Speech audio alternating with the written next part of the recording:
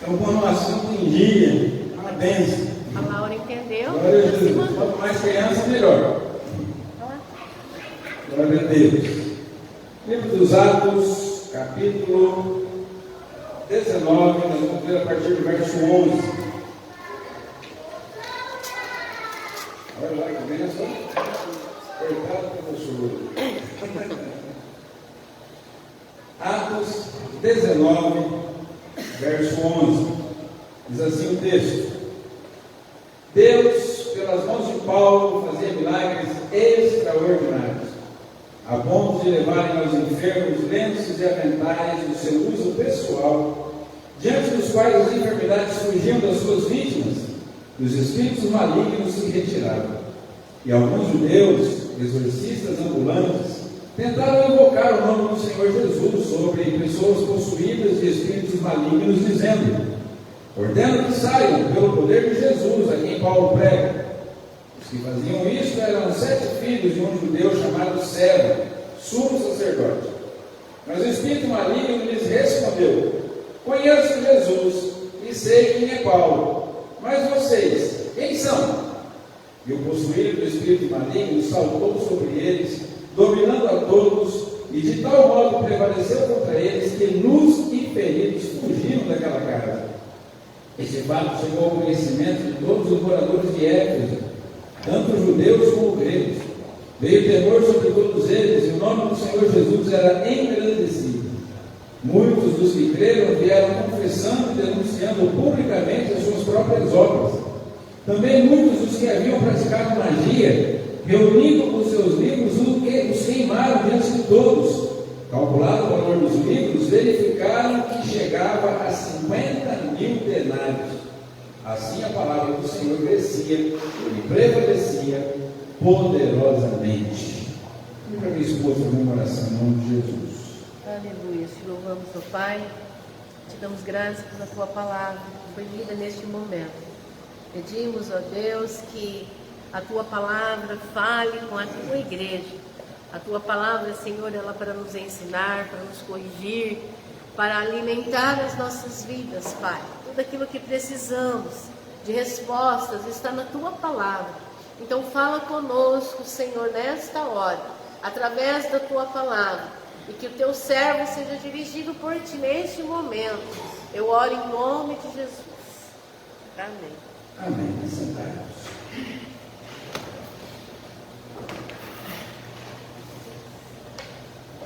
A palavra de Deus ela é poderosa.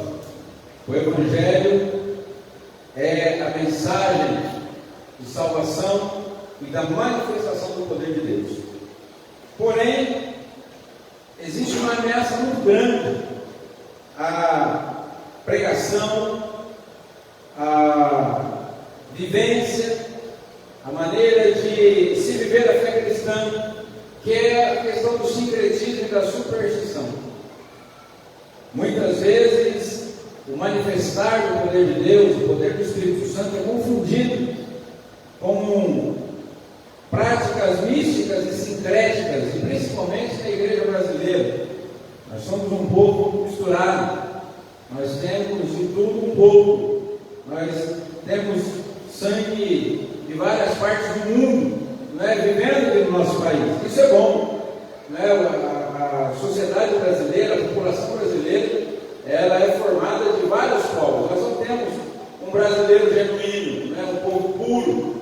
Acredita-se até que os próprios índios, que agora nós temos que falar indígenas, mudou agora a forma de falar, até os indígenas que aqui já viviam quando os portugueses chegavam, acredita-se que eles também tenham sido povos originários da mistura de outras pessoas. Então, é quase certo dizer que não tem um brasileiro que seja de uma raça pura. Não existe. Nós somos todos misturados, temos sangue de várias partes do mundo, de vários povos.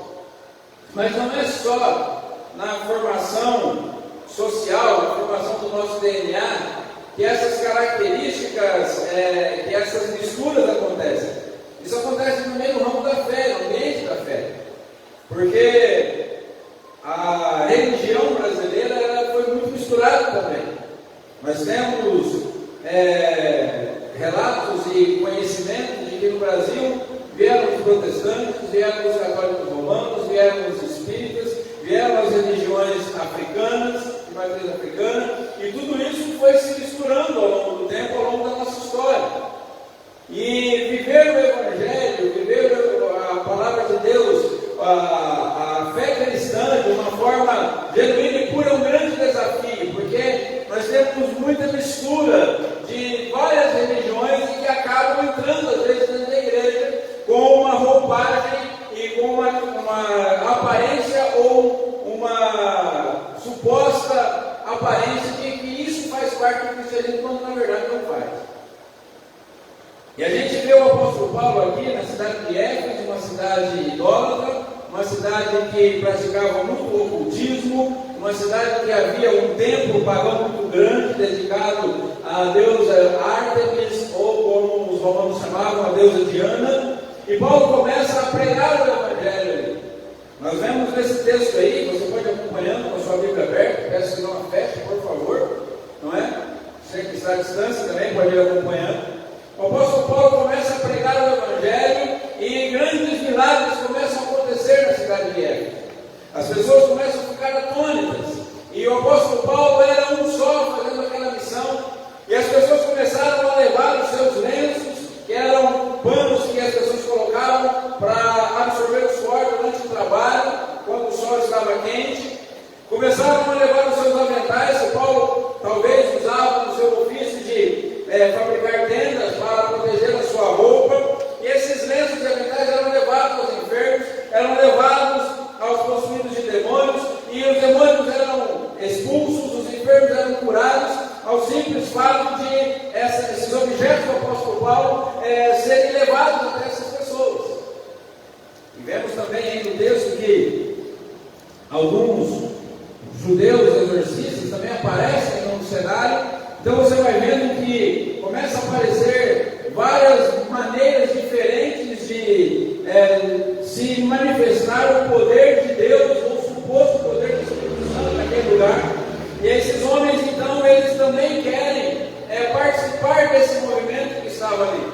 O texto diz que eles eram filhos de um sumo sacerdote, mas não é claro para os estudiosos que sumo sacerdote era esse, se era do templo de Jerusalém, se era um chefe de sinagogas regional local. Nós não conseguimos saber quem era César de fato. Mas os filhos desse homem, eles começam a querer participar do movimento que o apóstolo Paulo estava fazendo naquela cidade. E eles então vão até o endemoniado e querem expulsar o demônio, dizendo: olha, em nome de Jesus, a quem Paulo prega, não é? Nós expulsamos você. E o demônio fala assim: eu não tenho compromisso com vocês. Eu sei quem é Jesus, eu sei quem é Paulo, mas vocês não sei quem são. E aqueles homens são envergonhados. Diz o texto que toda a cidade de Éfeso fica sabendo da história. Éfeso era uma cidade com mais de 200 mil habitantes. Eles passaram bastante vergonha. Uma vergonha bem grande. Não é? Todos ficaram sabendo. E isso fez com que as pessoas tivessem mais temor, tivessem um respeito ainda maior, um temor ainda maior com relação ao ministério e à pregação do apóstolo Paulo. Porque começaram a entender que o poder que se manifestava através do apóstolo Paulo vinha realmente de Deus. E aí diz o texto que nós lemos aí, que muitos começaram a se arrepender, confessar os seus pecados e ir até o apóstolo Paulo e entregar a sua vida a Cristo. E aqueles que haviam participado do movimento de magia, do ocultismo, e praticaram as artes mágicas, eles trouxeram os seus livros e queimaram na praça pública. O texto fala aí que o montante dos livros que foram queimados chegou a 50 mil denários. Se você corrigir 50 mil denários pelo nosso salário mínimo, dá 2 milhões e 200 mil reais. É dinheiro pra caramba. Né? 2 milhões e 200 mil reais jogados no fogo. 50 mil denários equivalia a 50 mil dias de salário. Um denário era o que o trabalhador ganhava por um dia de trabalho. Então vamos levar em conta que era o equivalente a um salário mínimo, 30 denários, equivalente a um salário mínimo, um montante dos livros que foram queimados, 2 milhões e 200 mil reais em dia de hoje, mais ou menos. Não é? E aí a palavra do Senhor se fortalecia naquele lugar, e o apóstolo Paulo continuou pregando ali e a palavra do Senhor prevalecia poderosamente. Então, nós vemos aqui que mesmo num ambiente sincrético, mesmo num ambiente onde o ocultismo era praticado, a feitiçaria era praticada, mesmo num ambiente onde as pessoas tentavam de alguma forma capitalizar em cima da fé dos outros, em cima do verdadeiro ministério de poder do Espírito Santo, a palavra de Deus prevalecia poderosamente e o Evangelho crescia entre essas pessoas.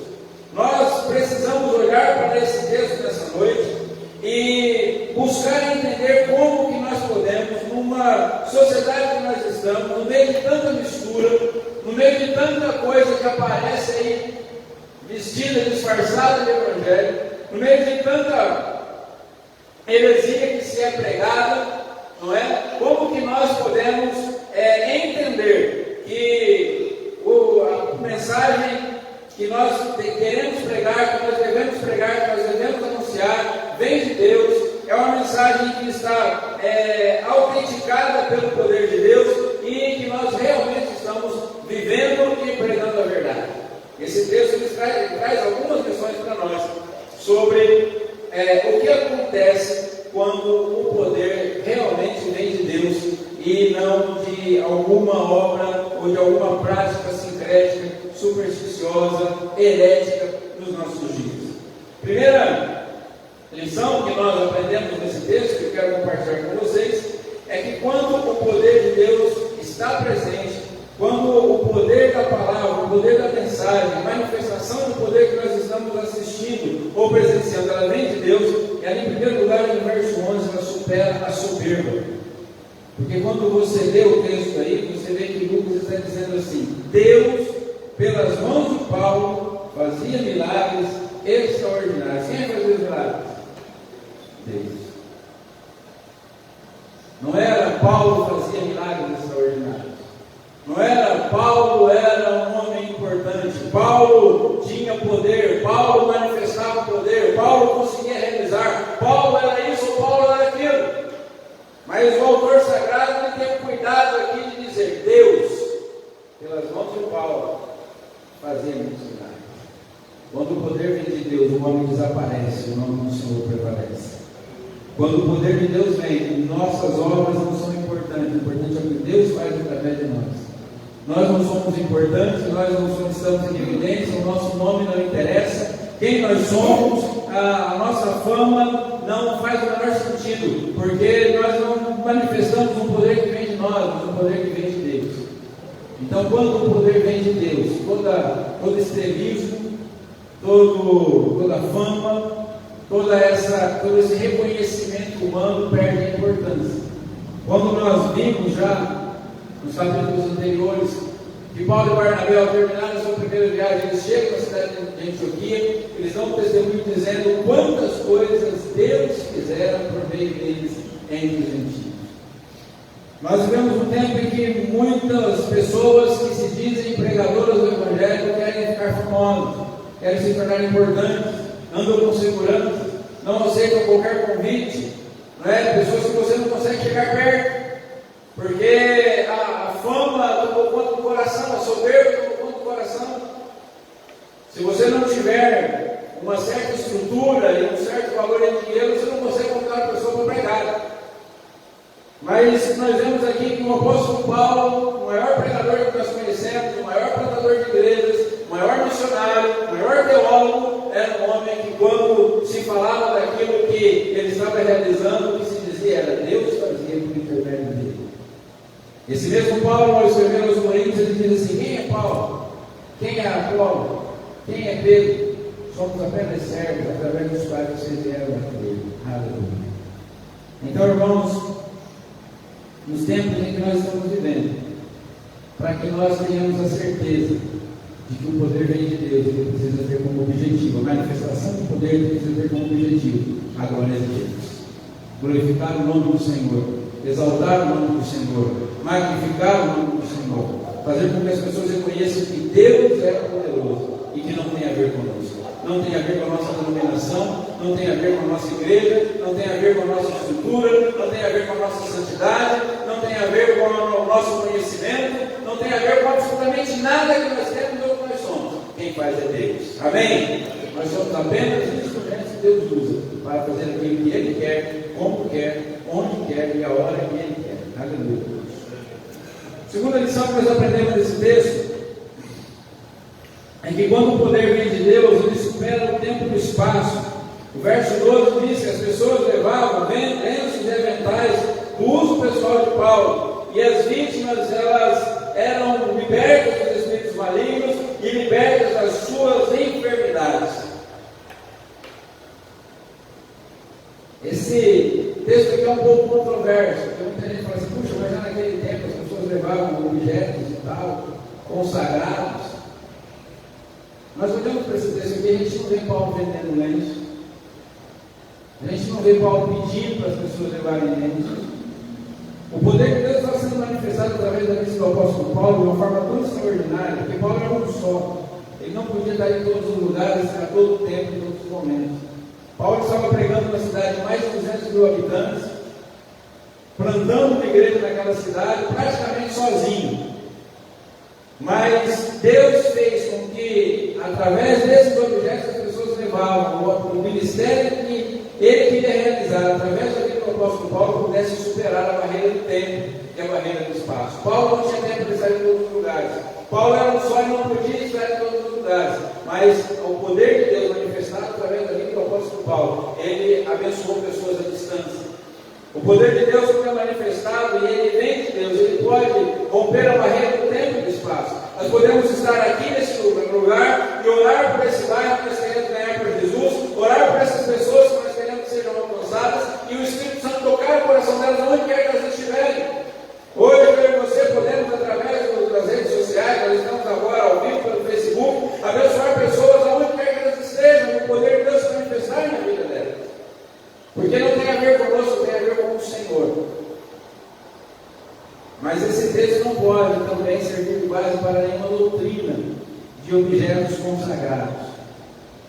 Deus pode fazer isso, Deus pode usar, Deus pode se manifestar através de uma coisa assim? Pode. Mas nós não podemos depositar a nossa fé nisso. É o único texto da Bíblia que a gente veio falar sobre esse assunto. E o apóstolo Paulo, de maneira nenhuma, pediu para que se fizesse isso, ou nem continuou fazendo isso. Ele não montou lá uma lojinha para vender lenço e avental, nem pediu para que as pessoas trouxessem, mas Deus manifestou o seu poder, mesmo rompendo, mesmo atingindo pessoas que estavam à distância, porque Deus tinha um propósito específico. Deus queria que o nome dele fosse glorificado naquela cidade, naquela região, e o nome do Senhor foi glorificado, mesmo na vida daquelas pessoas que não podiam estar presentes, não podiam estar perto do apóstolo Paulo. Terceira lição que esse texto nos traz sobre o poder que vem verdadeiramente de Deus é que quando o poder é manifestado, quando o poder realmente é do Senhor, ele supera toda a falsidade. Nos versos 13 a 17 nós temos aí o episódio dos filhos de Seva. Eles vão matar um endemoniado e eles querem, de toda forma, participar daquele momento, eles querem capitalizar, eles querem surfar na onda do poder de Deus que se manifestava através da vida do apóstolo Paulo, por causa do nome de Jesus. Mas o que a gente vê de muito sério nesse texto, essa história aí, quando a gente lê assim de primeira vez, de primeira viagem, ela é até um pouco engraçada. Mas quando a gente olha um pouco mais com cuidado, a gente vê que de engraçado não tem nada. Porque diz o texto que eles vão, eles tentam expulsar o demônio não obedece, o demônio zomba deles, bate deles, e aí eles vão embora, nus, feridos, a cidade inteira fica sabendo, um grande temor vem sobre a cidade. Esse texto aí nos mostra que muitas vezes o testemunho do diabo é mais contundente do que de alguns crentes. Porque o diabo olha para ele e diz assim: eu sei quem é Paulo, eu sei quem é Jesus, mas não sei quem são vocês. E aí as pessoas olham assim: puxa vida, o diabo conhece quem é Paulo, o diabo conhece Jesus, o diabo respeita Paulo, o diabo respeita Jesus. O testemunho do diabo naquela cidade, naquele momento, se tornou mais importante do que o testemunho daqueles homens. Homens que diziam falando na autoridade de Jesus e na autoridade do apóstolo Paulo. Mas precisamos estar muito atentos, irmãos, porque às vezes o testemunho que está na nossa boca não é um testemunho que glorifica a Deus e não é um testemunho verdadeiro. Nós precisamos estar atentos, porque nem tudo que a gente vê por aí, a gente vê na internet, a gente vê em alguns ministérios que parecem que estão manifestando o poder de Deus, mas na verdade o poder de Deus não tem nada. E o poder, quando vem de Deus de forma verdadeira, ele supera essa falsidade. A nossa mensagem precisa fazer com que caia por terra todo sofisma, toda mentira, toda falsidade, toda falsa pregação, toda falsa teologia. Porque se assim não for, corremos o risco de termos menos crédito do que o diabo. Corremos o risco de nos depararmos com um testemunho maligno que vai causar mais temor nas pessoas do que o nosso próprio. Quando as pessoas estavam acompanhando Jesus e Jesus recebendo a adoração e o louvor dessas pessoas, e alguns fariseus disseram: Senhor, manda para as pessoas se calarem. E Jesus falou assim: se eles se calarem, as próprias pedras clamarão. Nós estamos vivendo um tempo em que as pedras clamam, em que as pessoas estão em busca de algo que dê sentido à vida delas, e muitas vezes o cristianismo que nós vivemos não é capaz de oferecer. A nossa mensagem não é capaz de mudar a vida das pessoas. Mas nós precisamos buscar no verdadeiro Evangelho, buscar na manifestação do verdadeiro poder de Deus, superar toda a falsidade, toda a falsa doutrina, toda a falsa religiosidade, todo o falso evangelho, toda a falsa fé, para que o nosso testemunho seja verdade. Quando a gente olha a história de Elias, diante da viúva de Sarepta, quando o filho daquela mulher falece, e Deus ressuscita aquele menino através do ministério de Elias, aquela mulher, ela olha e fala para Elias assim: agora eu sei que você é um homem de Deus e que a palavra do Senhor na sua boca é verdade. E isso nos faz temer, porque muitas vezes a palavra de Deus na nossa boca não é a verdade. Usamos a palavra de Deus para falar mentiras, para falar coisas que não têm a ver com o nosso ministério. Mas aquela mulher, ela reconhece: não, a palavra de Deus na sua boca é a verdade.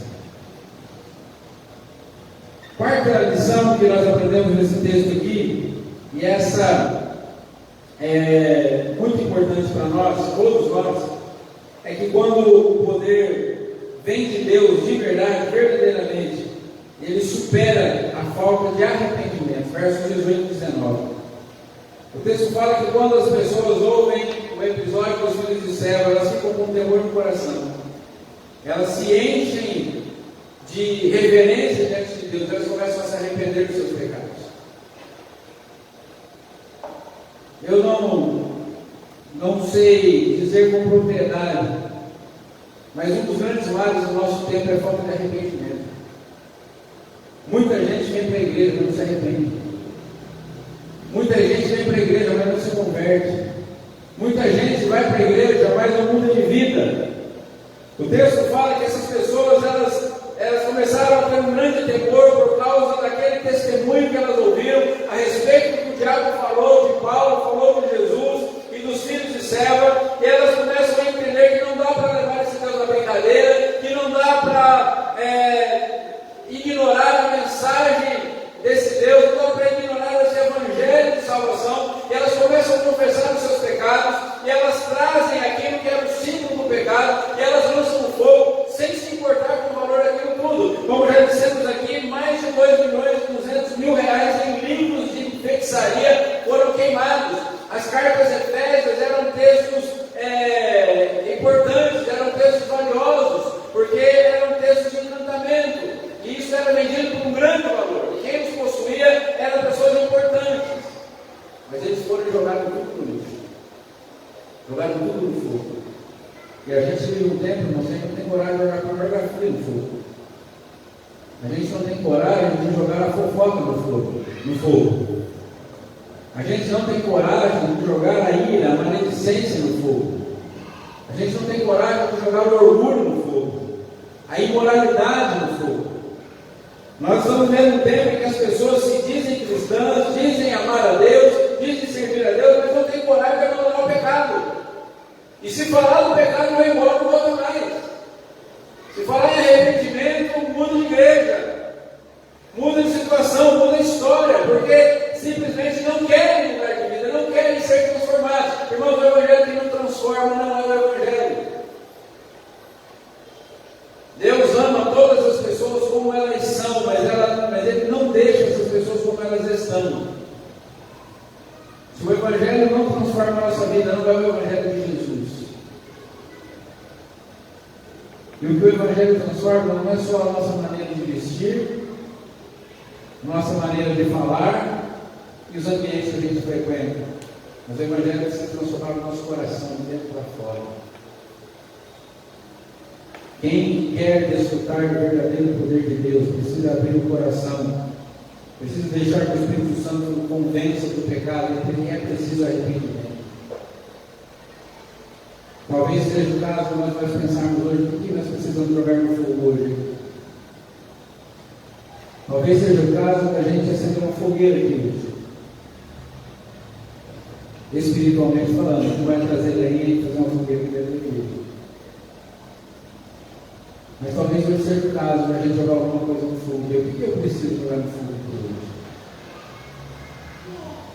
Talvez eu precise jogar o orgulho, talvez eu precise jogar a imoralidade, talvez eu precise queimar a maledicência, talvez eu precise queimar a religiosidade, talvez eu precise queimar a mentira, talvez eu precise queimar a corrupção, o engano.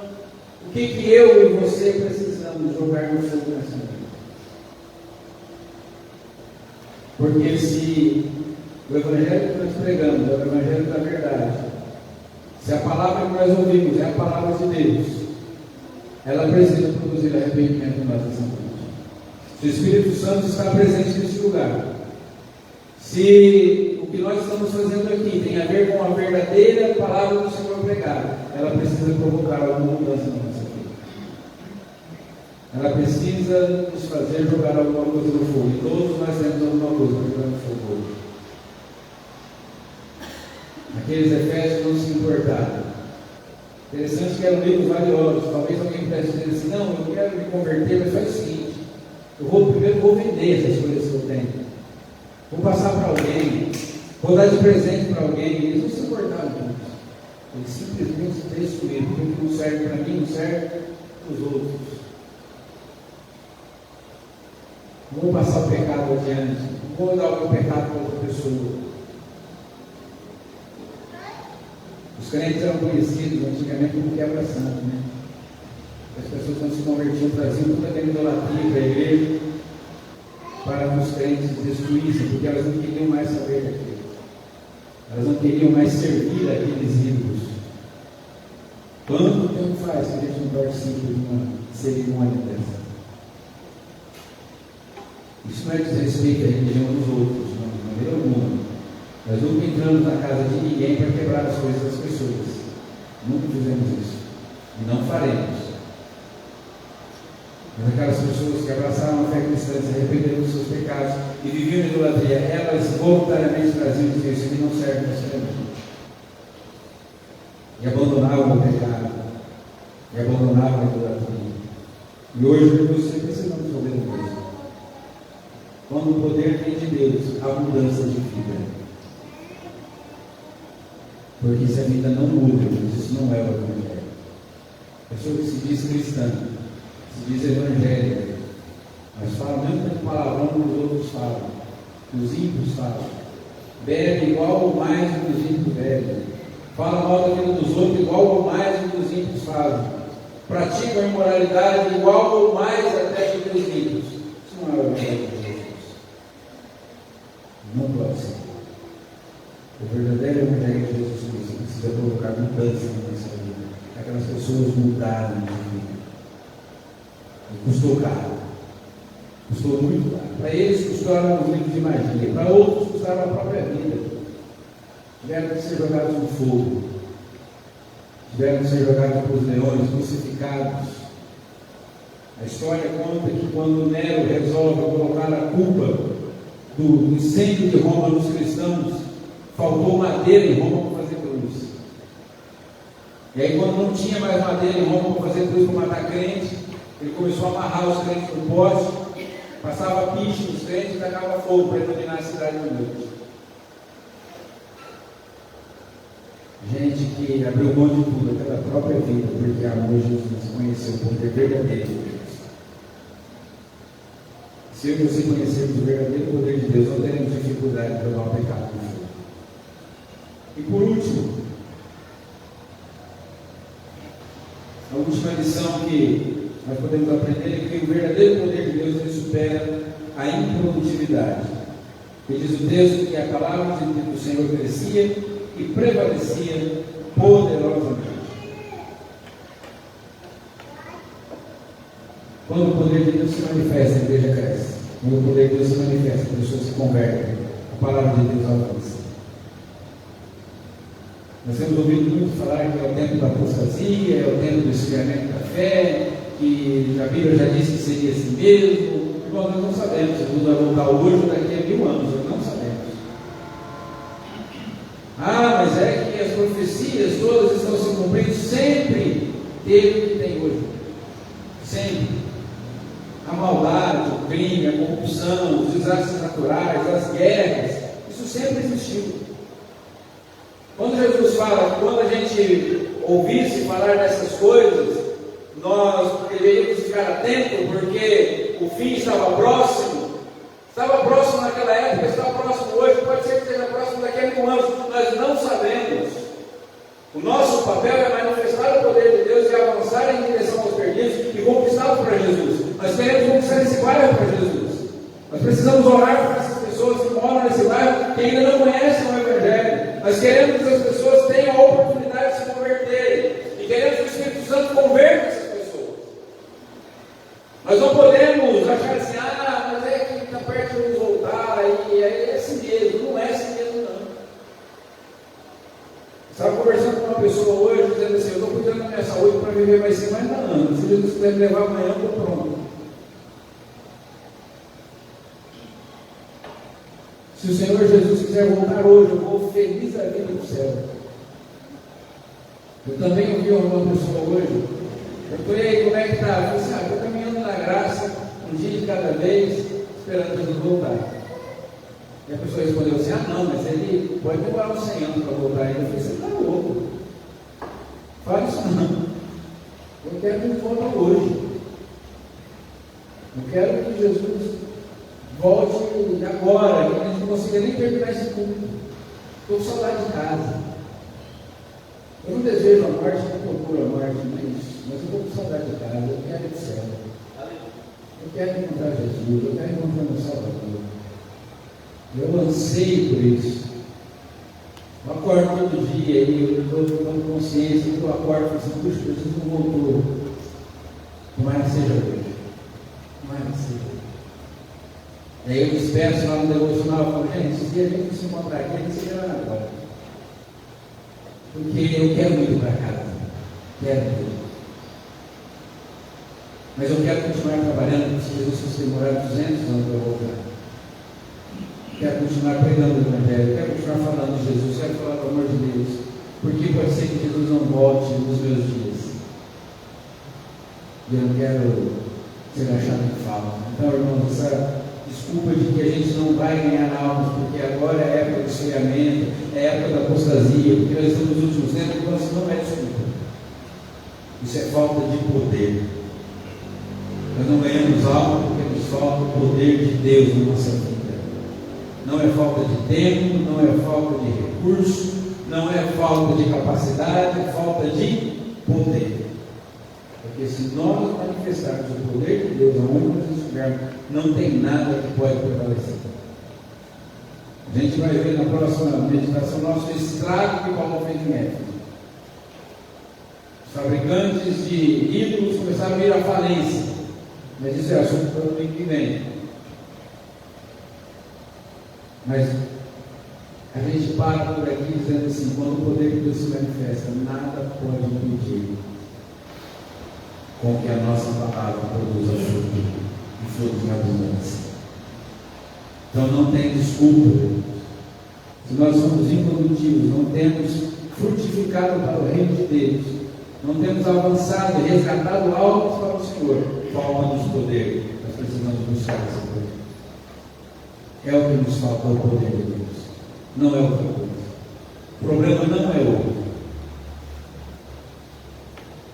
Nós precisamos buscar o poder de Deus, para que a glória do Senhor se manifeste e as pessoas sejam salvas, não por causa de nós, mas apesar de nós. Não porque a gente vai fazer, mas porque Deus fará através das nossas vidas. Então a gente aprende, queridos, nesse texto aqui, que quando uma comunidade tem falta do poder de Deus, ela cultua sua própria identidade, torna-se irrelevante na sociedade, tenta produzir e imitar feitos que só Deus pode realizar. Ela não consegue vencer o pecado e não tem frutos a apresentar. Talvez ouvindo isso a gente consiga entender um pouco o tempo que nós estamos vivendo. A igreja não tem manifestado o poder de Deus. A igreja brasileira, vamos falar da igreja brasileira, o mundo todo, não tem manifestado o poder de Deus no nosso país. Não temos.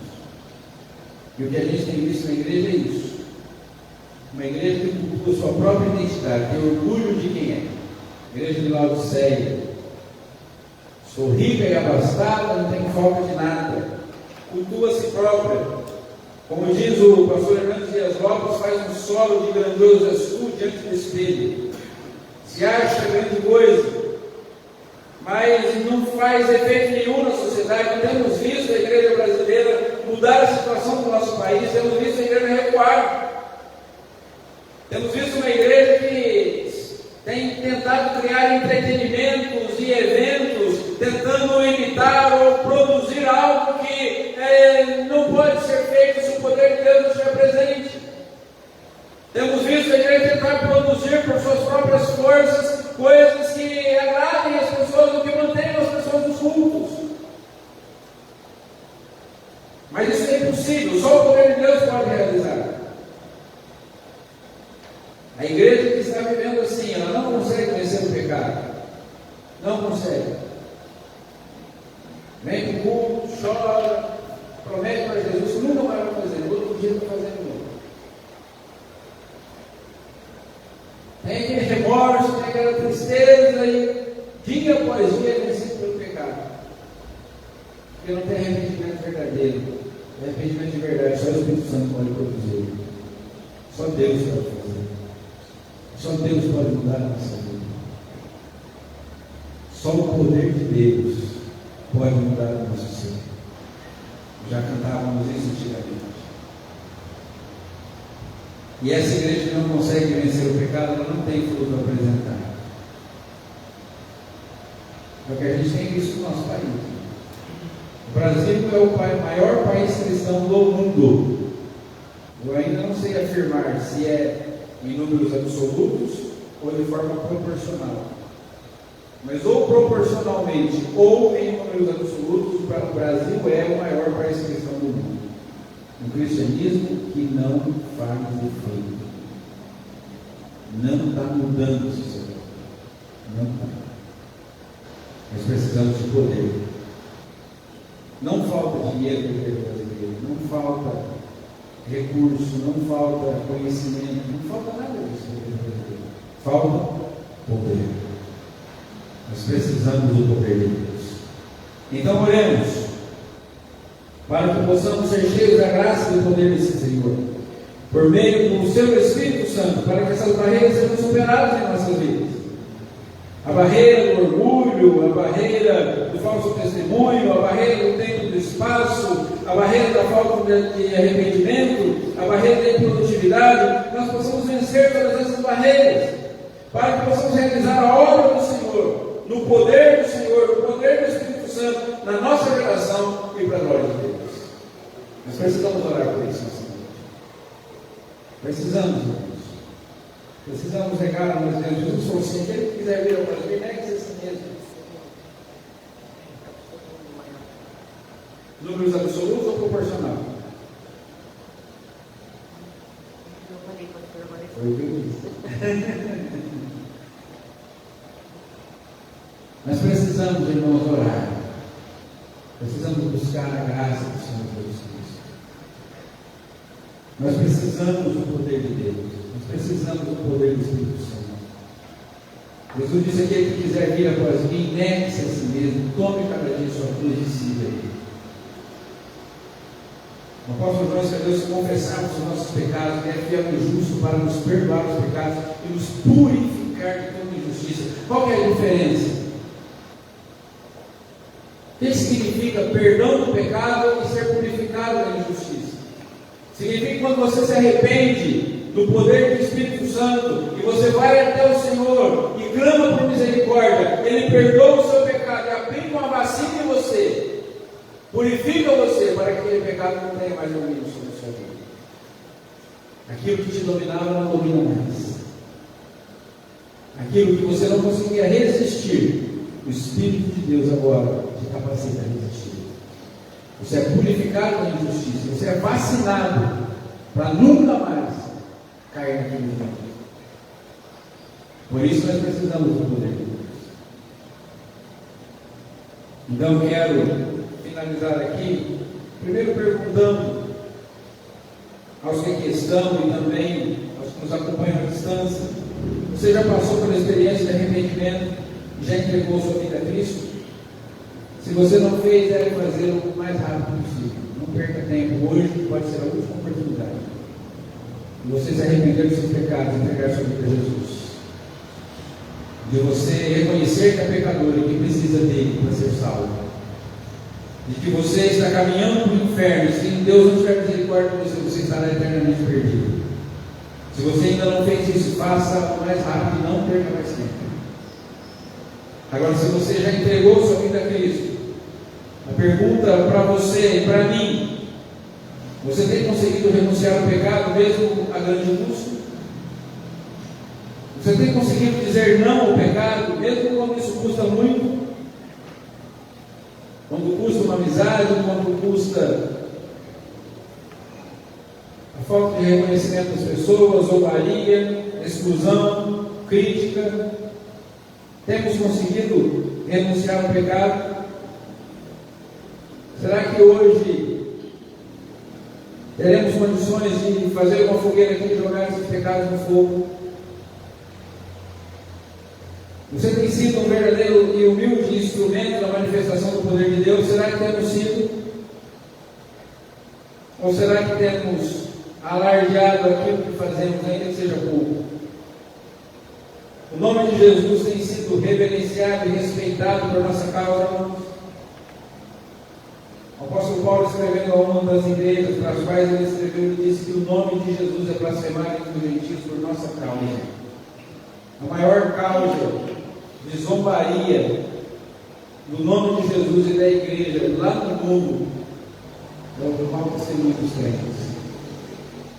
Muitas vezes o nosso comportamento lá fora faz o nome de Jesus ser blasfemado.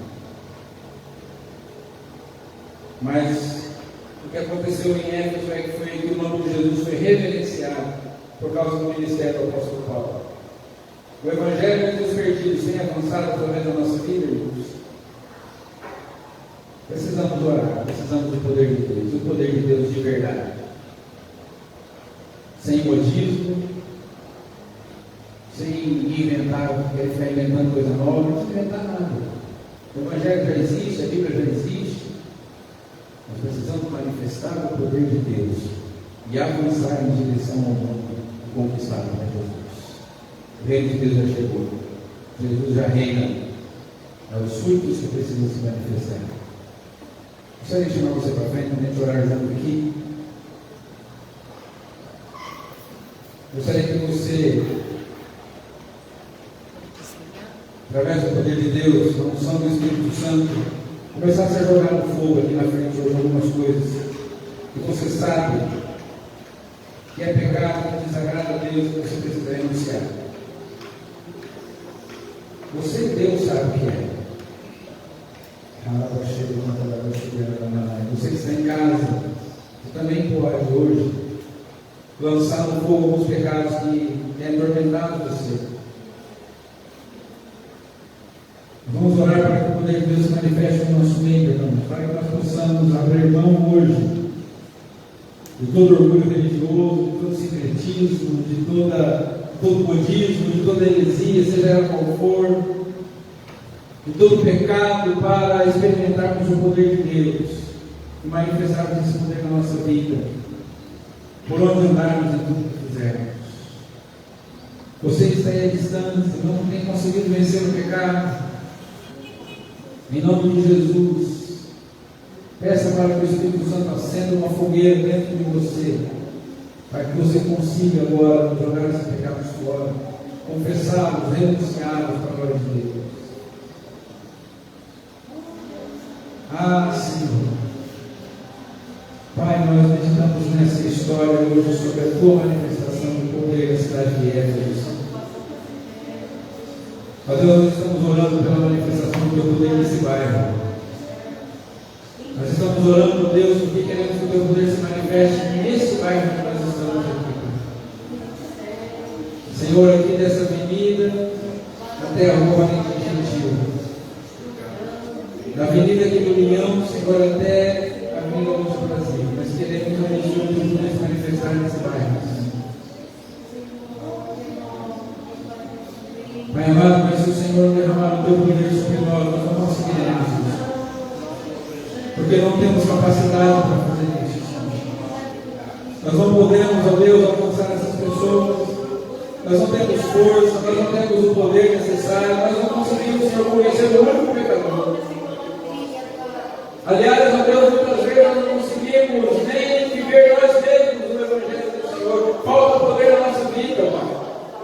Senhor, nós pedimos, ó Deus, que o Espírito Santo faça ver sobre nós esse poder nessa noite.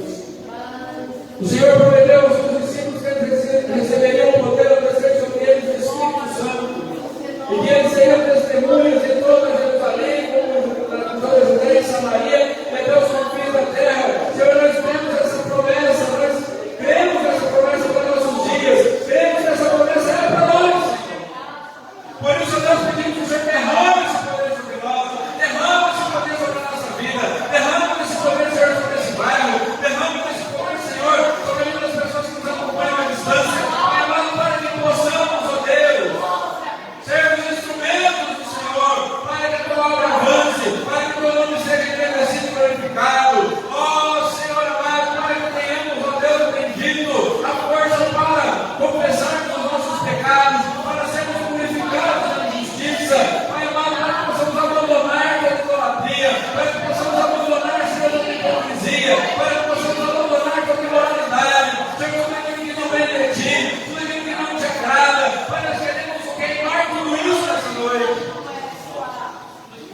Ah, Senhor, nós desejamos esse poder sobre a nossa vida, para falarmos de ousadia, para expulsarmos os demônios, para quebrarmos as barreiras.